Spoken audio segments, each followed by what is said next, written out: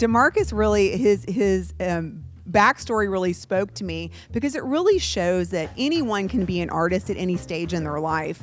He's doing this show tonight, but he's had a 20-year career as a creative director and graphic designer. He has an incredible agency called the In-House Agency, and he's very well known in that space. But he has this whole other area where he's really leaning in, and I am excited to hand over the microphone to DeMarcus so that he can talk to you about his exhibition, and it's called Human, and I'll let you guys hear a little bit more about it from him.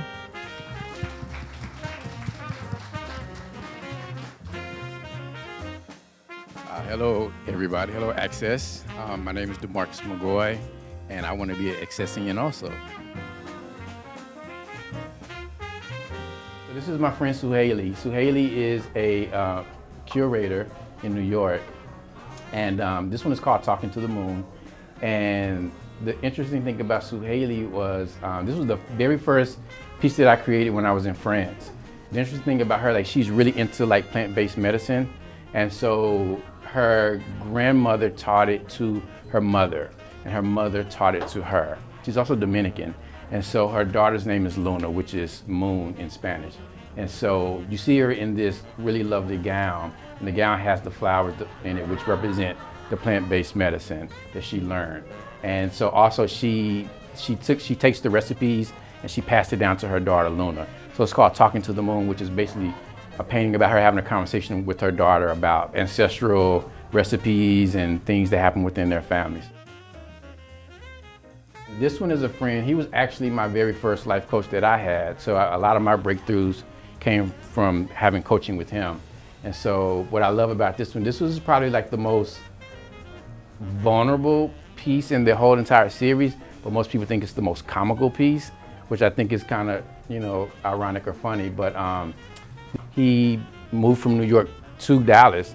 And so this was like it was a very intimate, because he's the type of person like he never lets anyone in his space, you know. So what I love about this one is like you're actually seeing him like through my eyes. So we're having just a very intimate, deep conversation about releasing, you know, childhood trauma, like different things that went on like within his life and within my life. And then most people think it's about the Sour Patch Kids, but it's not. He's just one of those older guys that just loves candy. And the shirt, the only thing about this, the shirt was a joke from his grandchildren. And so at the time he dated he had a new girlfriend, and she was younger. And so his grandkids gave him that t-shirt like for Father's Day. What I love about this one is, this is the first time I actually put the subjects in an actual location. And so I always ask the viewers, like, if you really pay attention and use your imagination, can you hear the music that's playing in the background, and can you hear like the ceiling fan is clicking, and can you hear the television that's playing? If you really, really you could probably really feel the conversation or understand the conversation. I'll start with me first, this one first, the one in the middle. So as a life coach or as an artist, I feel like I am storytelling, and I feel like I'm telling the stories of all my subjects. So even as being an artist, this is me also being vulnerable with the viewers, telling my stories. Like, it's not like I'm just telling everybody else's story, but I try to put myself into the series as well to be vulnerable. And so this one, the self-portrait is called Can't Make You Love Me. Originally it started out from like a broken heart, from like a relationship that ended, but then it started to transform into like, there were times like being an artist, I was being gate-kept, you know, and it was like I would try to get into exhibitions, I couldn't get into exhibitions. And then with my life coach, one of the feedback that he gave me, he was like, your problem is you want everybody to like you. And he was like, how can you use your gift and how can you impact the world without worrying about if someone likes you or not? And I was like, oh wow, like my entire life I realized, even as a child, you know, here it is, I'm like in my 40s and I'm still holding on to this emotion of being liked. And it was like, if I could just release that, then like there's no boundaries for me. Like I was only limiting myself because I wanted to be liked by everyone. This one right here is what freedom looks like. I really love this one, and that's my friend Martrice. And at the time, Martrice and I had a conversation about, she wanted to quit her job. She worked in corporate and she wanted to quit her job, and she wanted to be a full-time artist, and she wanted to move to Chicago. And she was just kind of just telling me some things that was going on. I asked her, I was like, well, what does freedom look like for you? And she was like, freedom looks like me cutting my hair. Freedom looks like me dyeing my hair. Freedom looks like me quitting my job and moving to Chicago, you know? And that's where this came from. Like, she cut her hair and she dyed it purple, and she walked in, you know, with her earrings, and I was like, oh wow, like she was just so bold and she was so powerful, and she had like a way of being that I had never experienced before. And this is my friend Bryant.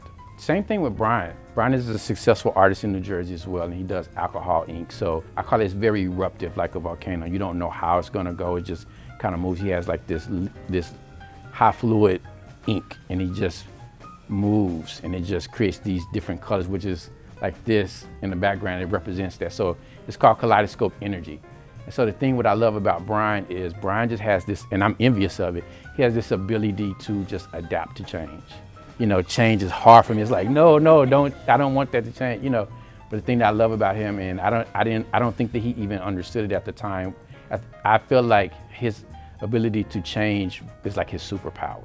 And again, the pieces that are in here, these are pieces from my grandmother's quilt collection, you know.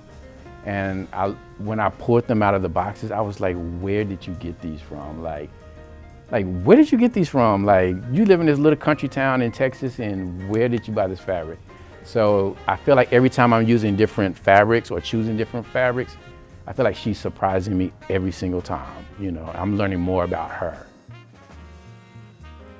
That one is called The Things I Tell Myself. That, again, that was me being vulnerable. So it's like everyone's talking about the things that go on in their mind or their mental health or their experiences. And so this was me inserting myself into the narrative as well. So that one's kind of like centered around my mental health and becoming a life coach and, you know, doing transformational work. I learned that, you know, we have different voices in our head. Before I moved to New York, I would always hear, you know, or you're not good enough, or you need to do this, you need to be better. But then there would be people that would say, wow, like you're really good, or you're this, but it was like I couldn't fathom, I didn't believe them. I trusted the voice that said you weren't good enough.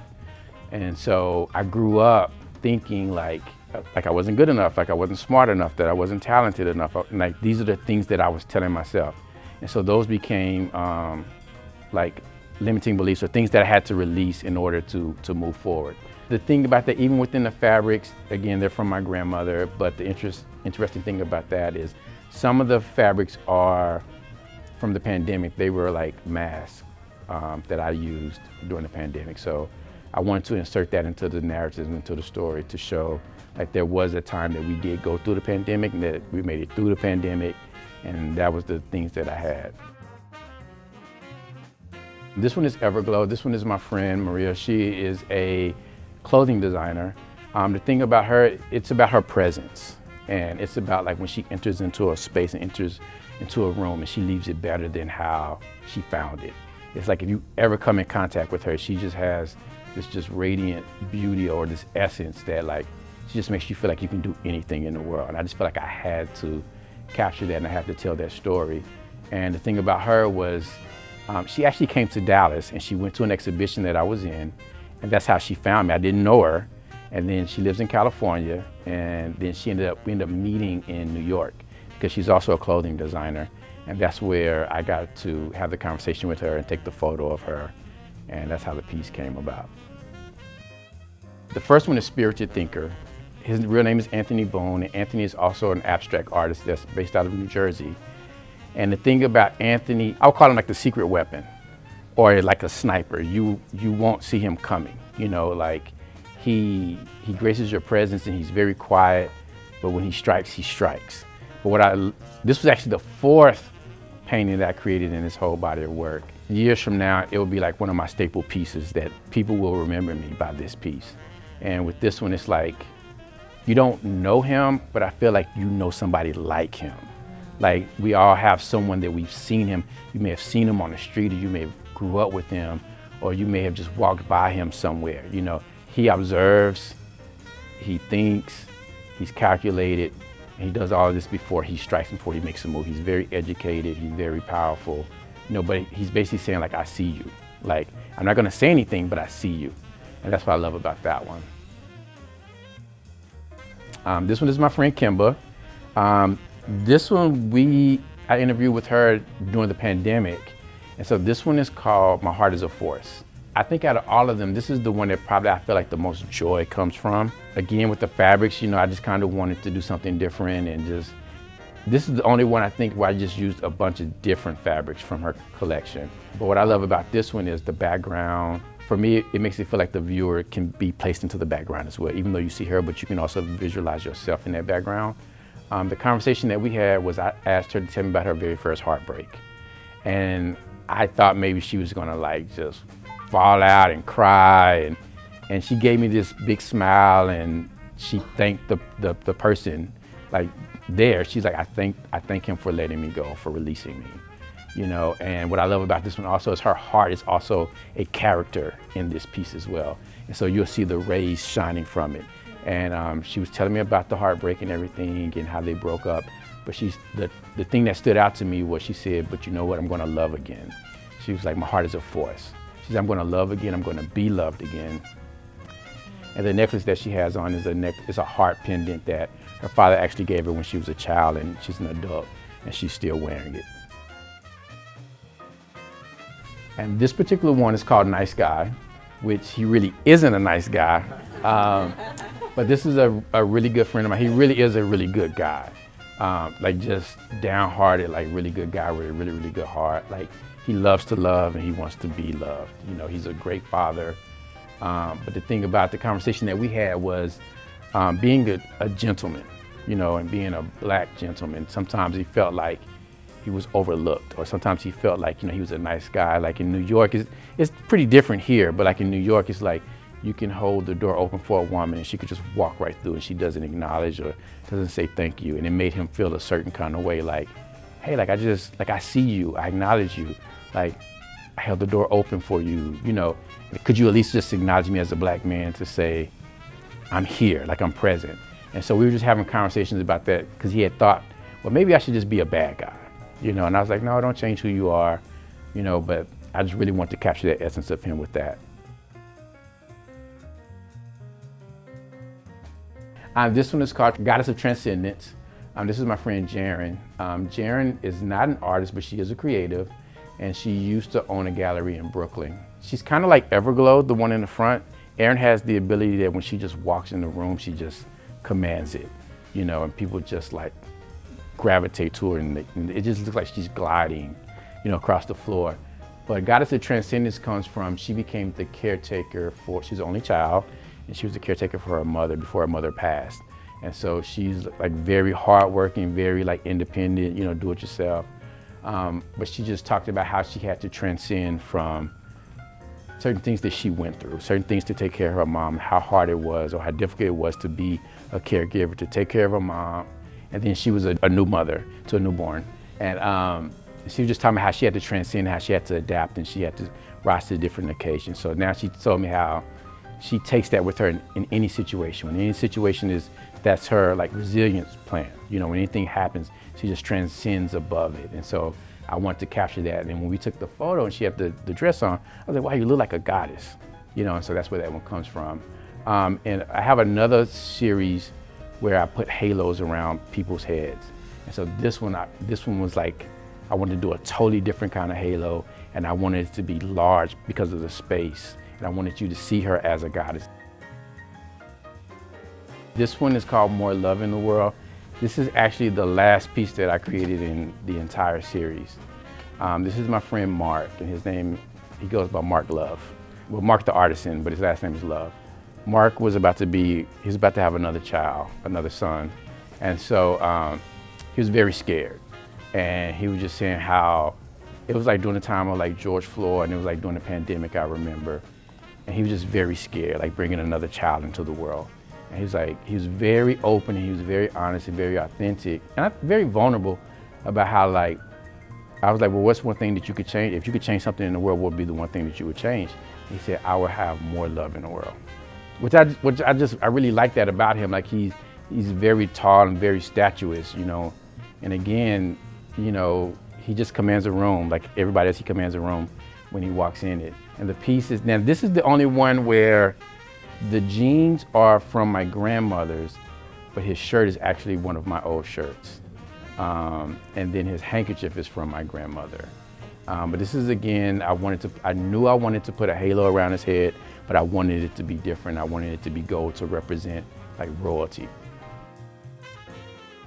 And then the last one is Soul Child. And this particular one, what I love about this one, it doesn't have fabrics, but I applied texture. This particular one, he is like a really, really good friend. His name is Brian. And Brian and I are fraternity brothers, and we went to college together, and he moved to New York as well.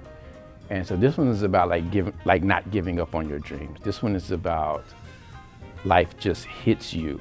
You know, you don't think there are any more possibilities, that sometimes you just want to just give up. This one is about like being resilient and about like just following through. Again, about what I was speaking about earlier, about like every single person has a gift, like it's within his soul, and like it's his eyes too. It's like they're very, very piercing, you know. So this one is about like being a soul child and just never giving up on your dreams or on yourself.